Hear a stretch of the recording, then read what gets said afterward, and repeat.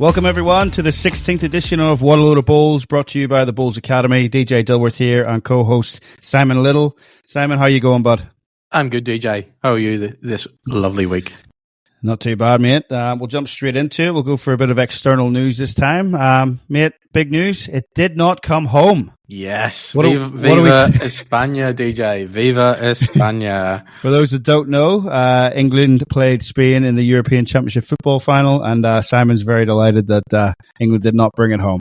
Yes. Over the years, DJ, I think even when we were living back home, it was hard to listen to the media and hype England up at every major tournament of how they're going to bring it home and how it's always England's year. And yet, since when, DJ? 1966.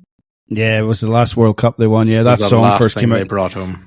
That Blinken song came out in 1996 for the Euros, and it's just been terrible since. But to be honest with you, it is more, as you said, it's more to do with the media and the fans as opposed to the actual players. Yeah, like I wouldn't have minded Harry Kane putting a trophy in his cabinet, but when you hear some of the fans, but the media too, like they were calling for Southgate to be sacked prior to the event. They were calling for Southgate to be sacked in the group stages. And then the further he got. Suddenly I woke up one morning to read about before the final, and I think it was BBC Sport, are saying, should Gareth Southgate get a knighthood if they win this? Like, so he was getting sacked 4 weeks ago. Now you want to make him Sir Gareth Southgate. The British media has always been dreadful, mate. I've never liked it. Hence why I always root for any team that is playing against England. I think most of us do most of the time. Yeah. Except, I'll be honest with you, when it comes to the cricket, I did grow up supporting the English in the cricket because we didn't have anyone to look up to back then. And I did support some of the English. So hands up, that's going to get a lot of people upset. Oof. But when it comes to the Ashes, I'm on the Three Lions. Don't know about that, DJ. Don't know. There's some controversial stuff on this podcast, mate. There's another one for you. It is. That's controversial. Anyway, mate, we'll crack on. We'll go to Around the Greens, and we're going to start with the biggest event that's happened in the last week. What's that? The regional pairs, mate, semi-final. You and Kyle against Axe and Ray. So you can make fun of England all you want, mate. At least they made a final. How did you go? Yeah, we got beaten in the semi-final by Dave Axon and Ray Razor Pierce. It was a close game, DJ. It was tight, close game the whole way. 3 shots in the end. They came out victorious. We were 2 down playing the last, and yeah, it really boiled down to a few bowls throughout the game, and all 4 players definitely showcased what they can do. And sadly, we got beat. But looking at the other side, our 2 teammates, they got through and they went on to the final and they won the final. So well done to those guys, and they'll now move on to state pairs championships. So the regional title came home, just wasn't you that brought it home. Correct. Did come home to Tarrant Point, but not for Kyle and myself. Well, mate, if it makes you feel any better, I do know a podcast that gave a rundown there the other week of how to play pairs. You might want to go back and listen to it. Okay. Moving on from that, but good news for Kyle after that, though. Yes. Kyle's been selected to represent Australia, mate. He has, yes. He's getting a little trip to Hong Kong. Hopefully, he goes well there, and he's going to play with Cody Packer over in the Hong Kong Classic in late November, I believe it is. He'll be heading over that direction. So yeah, he gets to don the Australian jersey and represent Australia over there. Hong Kong International Classic. I believe it's the 7th to the 17th of November, DJ. So him and Cody Packer and the women Brianna Smith and Jessie Cattell will be going over as well there. There's representation. A few selections there. I think Australia announced then too the Burnside under 25 singles. We've got Kate Matthews from Raymond Terrace going over to Christchurch beginning of October, and Jack East from Osborne Park in WA. He's heading over to Christchurch as well. There's a few selections, and also the Junior Championships, DJ, which is in Hong Kong as well in December. Yeah, Kira Burke from Tweed and Kane Nelson heading over there to represent Australia. So well done to those getting selected to represent Australia for those events. Yep, there's one thing the Aussies do well is they suss out these events and they use it as a development thing for their future Jackaroos and people that are on the verge. So it's good that Cal actually got that recognition.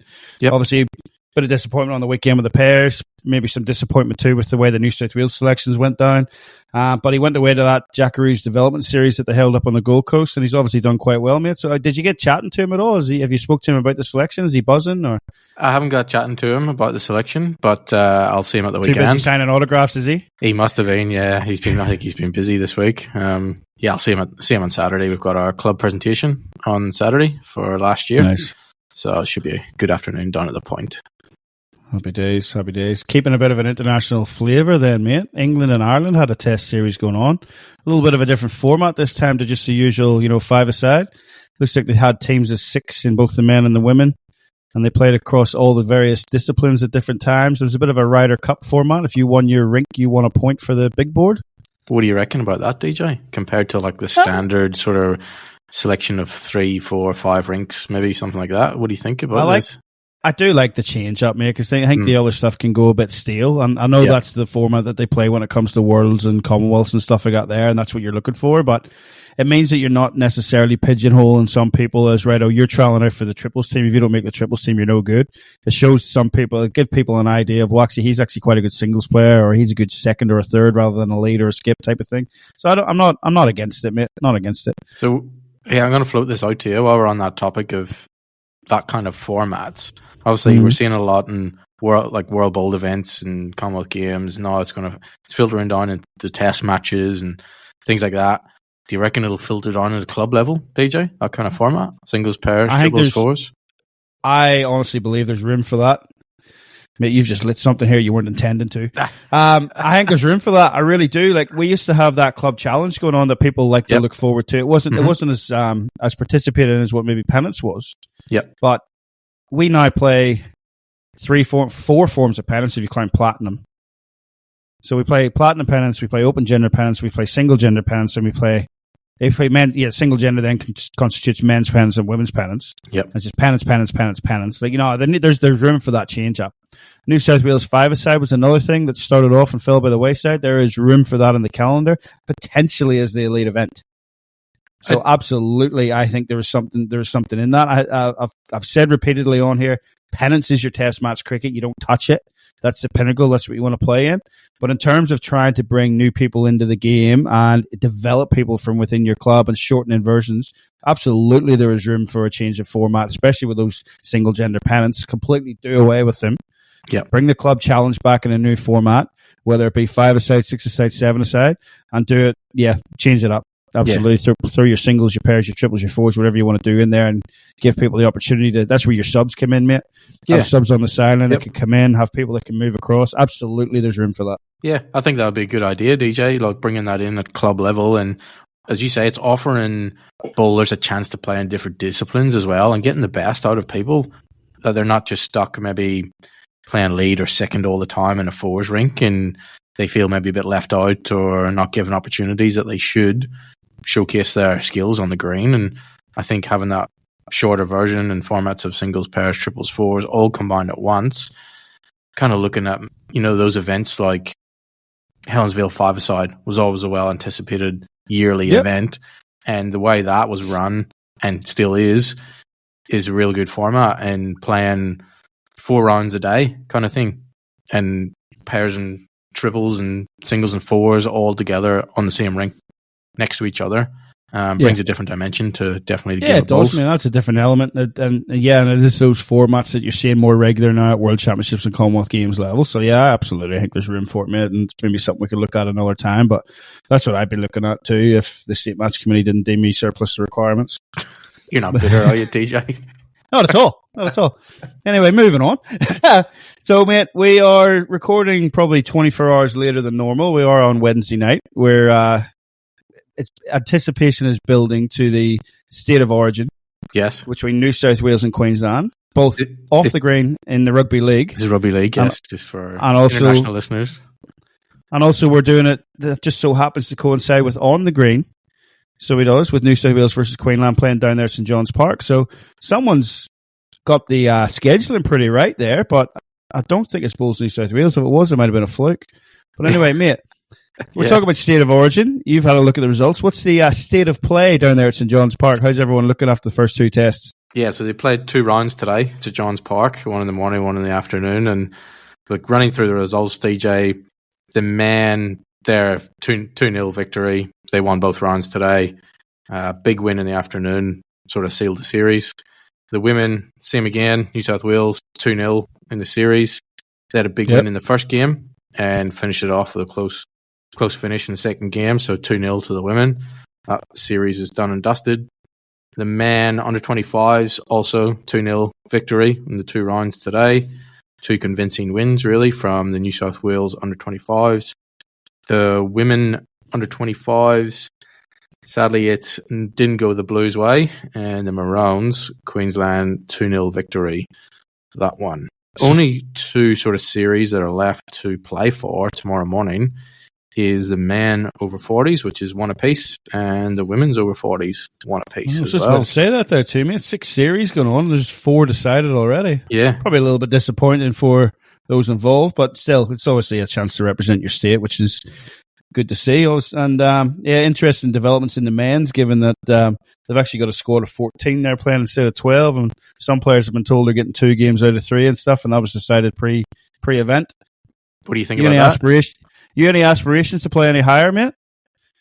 Because if not, I'll go. I have no aspirations to play any higher, so I'll give my honest opinion if you want. I don't like it. That's what we want, DJ, from you in this podcast. Honest opinion. I don't like that. What people want to hear. I don't like that. This is a test series. This is a chance for you to be selected to earn caps for New South Wales. I don't think it's a trial series. I understand it's a preparation series going forward to another series against Victoria and then the Ali Shield later in the year. I don't like that, mate. You pick the 12, they go and play. You only bring someone in if there's an injury or whatever. Or if someone's playing really poorly, then you might bring someone in.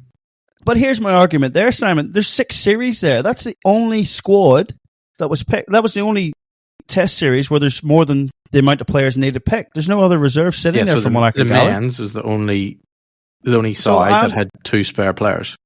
And I understand that selections are tough, and well done to those guys that have been picked and have earned their caps over the week. But does it diminish the cap a bit?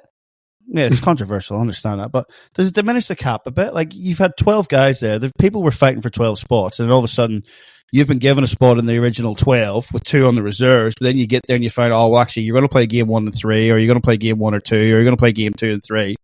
Like, where's the incentive to play well there, too? Like, if you already know you're sitting out. Yeah, I think that's a good point, DJ. If you're going to be don't like it. Yeah, that you're going to don't like it. Have to sit in the bench for a game, and you know that before even going out to play. As you say, how mentally do you cope with that and go, well, it doesn't really matter if I play an absolute blinder in this game. I'm sitting out for the next one. I'm sitting out next time. Like, where's the incentive there? Like, I disagree with that completely. I understand you saying, like, if people play bad, they can be dropped. But realistically, if they're going to play bad over 3 series, they're not worth that spot. Because, look, it's the best 12 in New South Wales. Yeah, they might have an off game, but their off game's still going to be well and above what some of us are going to dish up. Well above your game. So no argument. I'm not. I don't like it. If they had a bad series and they get left out for the next series, and these 2 guys then got a chance after that, I'm okay with that. But I'm not all this chopping and changing in the middle of a test series, mate. It's not right. You're there to earn caps. It diminishes it a bit for me, and the fact that they've only done it in 1 out of 6, a little bit disappointing for mine. But that's just me. And there goes Eddie. Aspirations of playing any higher. Be interesting to hear any players that did play today. If there's any of them listening out there, be interesting to hear some of their thoughts on that. They can comment anonymously. DJ. Oh, yeah. But be interesting to hear if there's any player reactions to that, DJ. But yeah, and I'll go on record as saying that my comments are my own and not from speaking to anybody within that squad. Yeah. Before anyone else gets tarred with that brush. That was all on me there. Yeah. So it was. But no, it's good to see New South Wales doing well. They've obviously just lost that 1 series so far.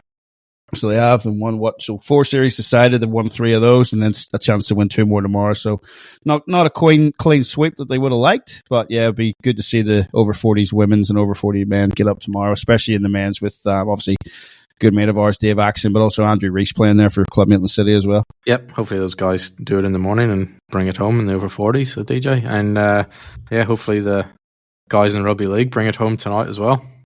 Oh, mate, did you see that stat during the week about the refereeing stats? 60. I think it was 60 Origin games played in Brisbane. Yeah. And New South Wales have been on the right side of the penalty count 9 times out of 60. 9 out of 60. Wow. Yeah. So Michael Maguire's been playing that one up, mate. So it'll be interesting to see, is he trying to get in the referee's head? Is he trying to get in Billy Slater's head? I personally wouldn't mess with the Queenslanders, but we'll see what happens, mate. I'm looking forward to watching it later. Certainly like sitting down with the family and watching that one. Should be a good one, DJ. So our listeners, this is broadcast. The result will be all done and dusted. So hopefully its colour is blue tonight, DJ. Yeah, hopefully you're listening to this tomorrow with a bit of a hangover celebrating New South Wales winning, hey? Yeah. Moving on there, mate. What have we got next on the agenda? I believe, DJ, you've had a little delve into South African greatest of all time players. You've had a little look. Yes, I've had a bit of a look. Yep. Moving on to South Africa this week. So that leaves us with, in weeks to come, I've got Wales still to go, Australia still to go, and the rest of the world. We'll name some people from other nations that maybe aren't, it's maybe not their forefront of their mind, long balls, as opposed to the rest of them, but they've maybe done well in that. So we'll look at the rest of the world too. But yeah, mate, South Africa this week, starting with the women. My word, it was a tricky one, because when we look at our criteria of longevity, there's not many out there have actually done it over the course, won medals over the course of a long period of time. There's a few there, one-hit wonders, a few there, two-hit wonders, maybe played a Commonwealth Games and a World Bowls, and out you go, someone else is coming in. So this has been a tough one to do. There's a couple come to mind, a couple that stand out, and I'll be honest as well, like the South African Bowls, especially in the ladies' side, wasn't one that was, on the forefront of my mind watching growing up. I mean, I know some of the men had done well, and some of the men that we'll name are definitely household names, but looking back through, there's a couple to talk about. Hester Becker.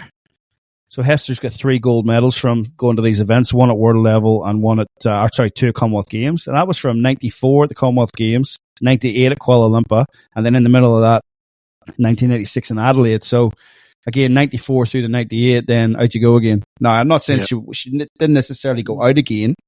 She was maybe still picked in these teams, but she only won those medals across their 4 years. So then you move on. Moving up a bit, you've got Lorraine Victor. Now, Lorraine won gold at Kuala Lumpur in 1998. She won world gold then in 2004 and 2008 at Christchurch and Ayr. All the Commonwealth Games was in the women's fours, and the other event was in the women's triples, the other 2 golds. So over a 10-year period there, still going to come away with gold medals. So they obviously don't like they're either all in or all out by the looks of it so far. So Lorraine Victor gets a mention there. 75 years of age, Lorraine is still kicking apparently. So there she goes. And she still won a national singles title in 2017. So still going. Beauty of our sport, mate, like we said before. That's it. Yeah. Moving on to a younger generation one who's got 3 gold medals at Commonwealth Games, nothing at Worlds so far, and that is Tracy Lee Botha. Tracy's only 35 years of age. She took a gold in the women's triples at Delhi. She took a gold in the women's pairs 4 years later at Glasgow, and then a gold in the women's fours also at Glasgow. But then again, so there's 2010 through to 2014. I haven't looked at the squads of any recent World Championships, but I don't even know if Tracy's making those anymore. So, but that's a young one that could definitely do some. Well, obviously she's got the talent there to do it. She's got 3 medals, but just something that she could do if she's still participating on with the sport. But the one name that stands out above all, I think anyway, in my personal opinion, and she'll be going through to the greatest of all time debate, is Lorna Trigwell. And it's one name that we were familiar with growing up. Mm-hmm. Yep. So Lorna's been to quite a few Commonwealth Games and World Championships. She comes away with medals pretty much every time. So 2 golds in the Commonwealth Games in the women's fours, 94, and then backed it up in 98. She then went to the women's singles in 2002 at Manchester, got a bronze there, and then women's singles again in Melbourne. So there's 4 Commonwealth Games in a row she's gone to and come away with a medal. And then World Outdoors, 2000, 2004, 2008, World Championships, bronze in the women's triples, silver in the women's singles, and then a gold in the women's triples. So done it for a long period of time, all the way from 1994 through to 2008. So suits the longevity. She's won a heap of medals. And Lorna Trigwell, probably the greatest South African long bowler from the female side of all time. Hard to argue there based on the other ones that we've seen. Like talking to you during the week when I was looking at all this, man, I've had 30 listed up. It felt like at one point, right. And I was all just like I said, it's just sort of one hit wonders, 1 medal, 2 medal, 3 medals. Like so. Lorna stands well and truly above all else as far as I'm concerned. There. Moving on to the men's, then a little bit of a closer contest. Yep.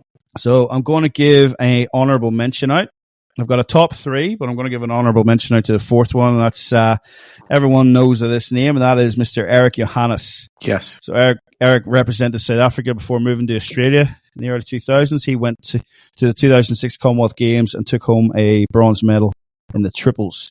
So Eric, one of the first guys I actually met coming to Australia, mate. Lovely gentleman, so he was. I was going to say, you probably known him, DJ, from your first years down in and around Albion Park, wouldn't you? Because he's a Cornwall guy down that way, wasn't he?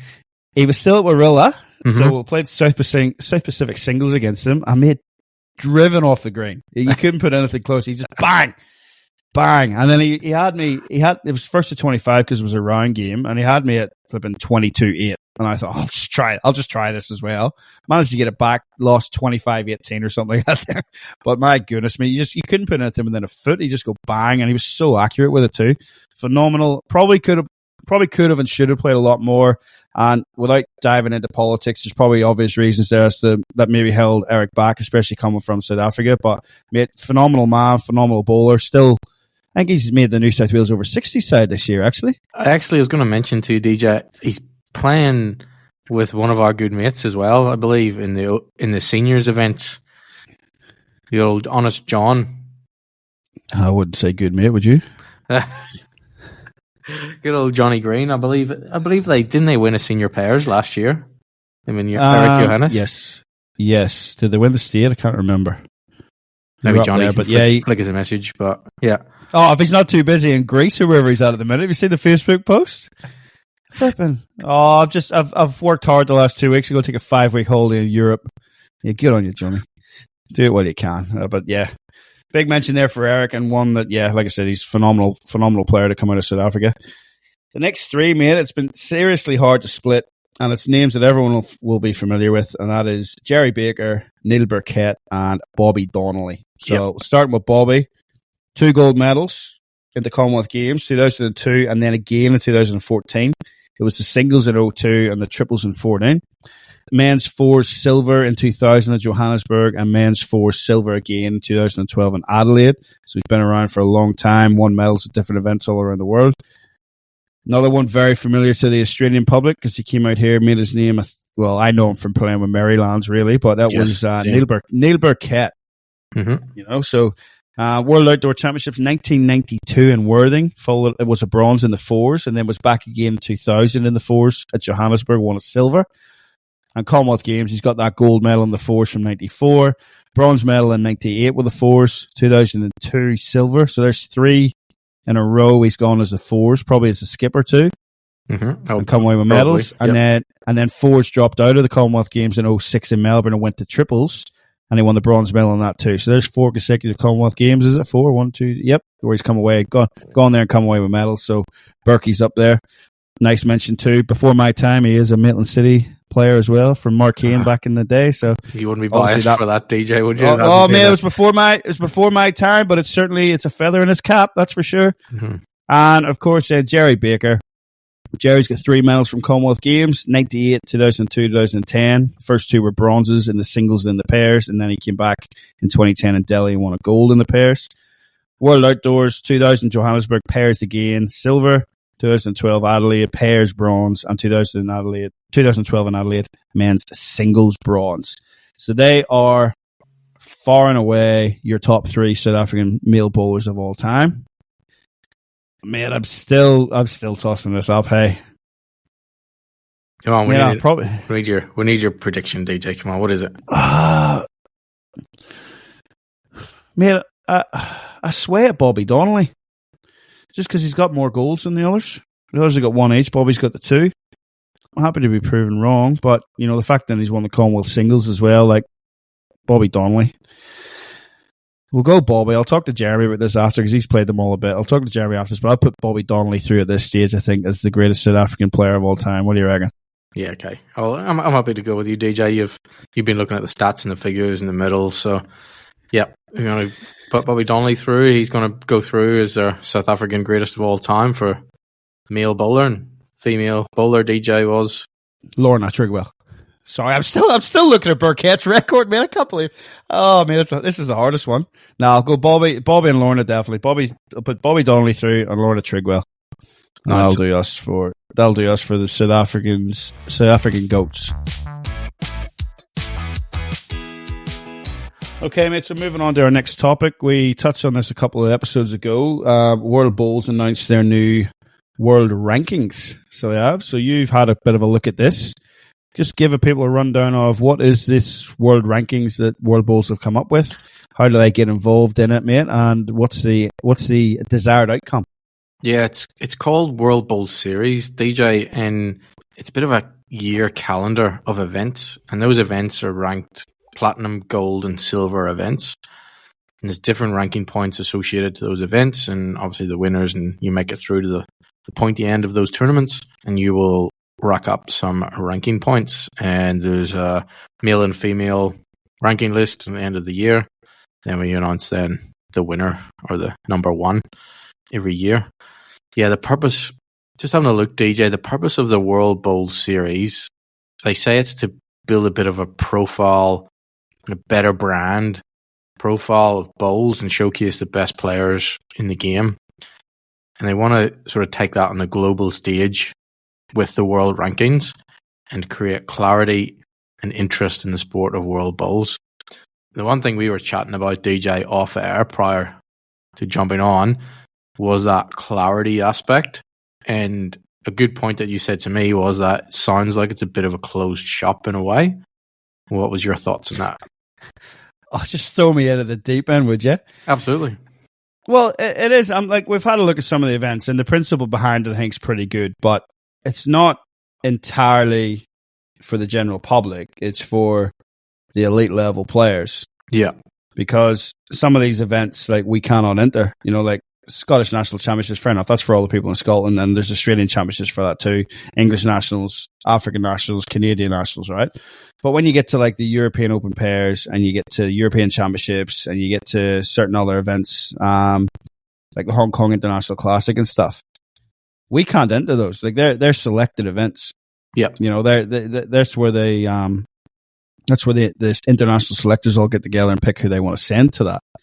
So that's where my issue, I suppose, comes with it, in that it's not just like me and you can't just, like Bowls Australian rankings that have come in the last few years, me and you can get together and go, righto, let's have a look at a couple of these tournaments and let's go and rack them up, see if we can rack these points up. You can't really do that with this. The other thing is, like, and everything's got to start somewhere, so I'm trying not to knock it, but limitations there are some, I think. And like, I don't know if any guys from India that have any aspirations of getting up the world rankings are going to fly out to play in the double international fours. Personally, there's a lot of prize money there. It's a great event, and it's not knocking the event, but I just don't know. I don't know if too many outside of Australia, other than those that are already here and tried backpacking like ourselves or whatever, are really going to have a whack at that. Yeah, like that is the big prize money, that tournament, DJ. Like, so isn't it 100,000 for that fours tournament? I think it's 100,000 all up. Yeah, so it's like awesome event, and it's been fantastic the last couple of years it's been, and I'm glad to see it get that recognition, because I know the guys from Double out there have worked hard to get that up and running, and they promote it very, very well, like with their team announcements and stuff. But I just don't know if anyone in Canada is going, let's go and try and win this double fours and get some ranking points. So I don't know. I just think it's for the elite, and I think that's part of the problem. I mean, there's Bowls Premier League's part of it as well, mate, the BPL, but they're franchise opportunities that you have to be picked to play, and like, we're not just rocking up and playing in those. Oceania Challenge. Maybe that's the whole purpose of this, DJ, is just to showcase the best players, and maybe that's why that it's like that. Maybe that's the purpose or the aim of this World Bowl Series. Maybe it's not for the average Joes like you and me, DJ, but maybe it's just for those elite, or the elite of the elite, to have some ranking events and showcase sort of the top echelon of our sport, DJ. Maybe that's the purpose of it. And if it is, then it might work pretty well then. Oh, look, by all means, I think it's great. I mean, every event, every sport around the world, you know, tennis and all that there, they've all got the tennis, golf and all that's probably two that come to mind straight away. Yes. Everyone knows who the world number one is. Yeah. We want to see that. But it's harder to do for bowls because it's not a professional sport in every country. There's only really the Australians that, you know, get paid, that effectively get paid to play, so they can rack these points up. Like, so by all means, I'd love to see it. And, you know, you'd love to see who your world number ones are. And the cream's always going to come to the top anyway. Those elite ones are going to get it. But is it a fair opportunity for everyone to rack up the same amount of points? Would be my only question. There's got to be a fair thing for it.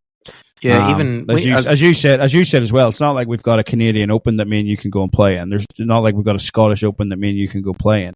And I know there's a Scottish Open indoor, but there's already world rankings for that particular discipline.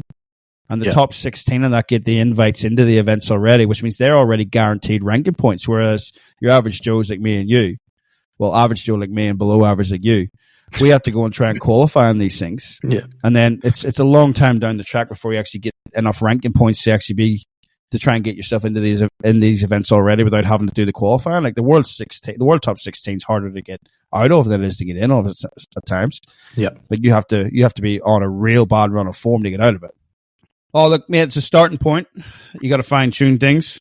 I just, a bit skeptical of it, I suppose, without trying to be critical of it. But I just look at it and go, like, it's not for your average Joe to me. Yeah, I do like the aspect of that there are some other countries there that events is not just solely in Australia or the UK. Like, there are a few other different countries. There's an event in Canada. There's a couple in South Africa. It is spread a little bit further afield than just Australia and the UK, but I guess if you are one of the top players from one of those other countries, other than any of the UK countries or Australia and New Zealand, how do you sort of climb those ranking events if you are your national top one or two players? How do you get? Hopefully, it brings a few more brand names to us. Yeah, hopefully it brings a few more brand names to us than what we're used to. Yeah. You know, other than, like, I know Ryan from Canada and stuff like that there, but who else do we really know from Canada? And Ryan's playing out here in Australia. Yeah. But if you had to pick someone that's playing actually in Canada at the minute that's a top player, who are you going to pick? Yeah, true. You know, so it's going to bring some of those names to the forefront, I think, yeah. Yeah. The other thing that it sort of mentions on the website is exposure to new and current markets for obviously trying to attract non-bowlers to our sport and get some interest that way behind it. But was one of the things I think I mentioned to you, DJ, was, are all these events going to be live streamed? Is this something that World Bowls is going to take a lead on and say to every event, right, we're going to live stream? And DJ, I don't know, like, you remember that? It's not that hard to throw a GoPro in the suitcase, man, is it? Well, like they did at Guernsey. That last World Bowls event, the live stream was a lot to be desired. So, I mean, is it going to be up to, like, for instance, Dubbo to showcase that event? Or is World Bowls going to say, no, we're going to take the lead and run that event? Interesting to know what happens that way, DJ. And obviously we don't know enough about it, really. But, yeah. No, it's a new thing. It's a new thing, and hopefully it kicks off, and it's going to take a while to establish and stuff. But you're right. Like, you don't want them just you don't want them just to throw it out there and say, here it is, and then just watch it. Like, it's the same with a platinum pennant that I said a few times as well during our podcast, is that you don't want to just throw it out there and say, right, let's see what happens. You want to throw it out there and then try to build on it year on year on year. You don't want it to go by the wayside. So, as you said, the live streaming is a big part of bowls nowadays, especially out here. So, how are World Bowls going to promote that? Just on that as well, mate, I really hope I get over the state match committee thing quicker than what you get over that live streaming at World Bowls, because you're still talking about it. That was a few episodes back. But a real bugbear of yours, hasn't it? Yeah. It's unbelievable. But yeah, I mean, it'll be interesting to see how it goes. Hopefully it does kick off. And yeah, I think we are in need of having a actual World Series bowls rankings. Like I said, there's obviously world rankings for those indoor events, but they're a closed shop to an extent with the way the qualifiers and stuff work. And there's not a lot of that PBA stuff out here at the minute. So it just brings it all hopefully together. I like that they're trying to unify things. Mm-hmm. So hopefully it works, and we are in need of being able to promote our sport as here's your best player in the world, your second best player in the world, and things like that there. So hopefully there's a few more world events come out of it. And you do need these type of things to be able to market the sport and to bring more money into the sport. So hopefully that's what they're going to do. And obviously Neil Dalrymple's the CEO there now at World Bowls. He's done a good job here at Bowls Australia. So hopefully he's bringing some of those things that have worked there into the World Bowl scene. So hopefully it definitely kicks off. Yeah, be interesting to see, DJ. And yeah, as you said, it's the first year of it, so let's see how it goes, and hopefully it does kick off a bit. And even if it brings a little bit more exposure to our sport, DJ, then it's going to be a positive thing, really. All right, mate, moving on to Coach's Corner. Nothing specific this week, just a chance to plug those new products that you've brought out. I see you've got an offer for all those lovely people that want to purchase your new bowling aid targets, mate. Over to you. Yeah, you did see that, DJ, did you? Yeah, you had a... Well, when you send it to me 20 times, I have to look at it. Yep. So for listeners out there, we have now released TBA, Purposeful Practice Targets. Saves you having to put some 3, 4, 5 jacks down at one end of the green. We have little half jacks that will not move whenever you draw up to them. So DJ, whenever you draw right up to them, back touchers, resting touchers, they will not move. You can set some targets up and roll away and have some purposeful practice going on. And DJ, there's 10 in a little mesh carry bag, handy. You can keep them in your bowls bag. You don't have to lug them around with you. They're not that heavy. So yeah, handy little tool if you want to just keep in your bowls bag. And a few different colors, DJ, 10 targets. And you can create some different target areas with a few. You can create short, medium, long. You can mix it up for your training sessions and create some little gates as well. I know you're good on the old backhand drives, DJ. You could set up some little gate targets and you'd be hitting them all day long. Just put a matchbox on its side, mate. I'll hit it. Oh, that's a challenge. That's a challenge. Get that, have to try get and get that on YouTube. Get that and get that going, DJ, maybe. But, good on you. Yeah, jump on our website on thebowlsacademy.com and just jump into, there's a link at the top to the shop and you can have a look. And yeah, we're offering free delivery Australia-wide for all the listeners. Nice. I haven't got mine yet. It's in the post, DJ. Yeah, I believe you. Anyway, all right, folks. Well, that'll do for this week, I think. We'll wrap up. Bit of a shorter one. We're both pretty keen to go and watch New South Wales beat Queensland here. So, let's Simon, go the Blues. Thanks again. Go the Blues. Go the Blues. All right. So, thanks again, folks. I hope you enjoyed that one. We'll be back again next week with another discussion on the greatest of all time and maybe a few other key topics that we can talk about and I can get myself in trouble for as normal. So, hope you all enjoyed it, folks. We'll see you next week. Keep that little disc on the inside and all the best. Good luck on the greens, everyone. We'll catch you next week.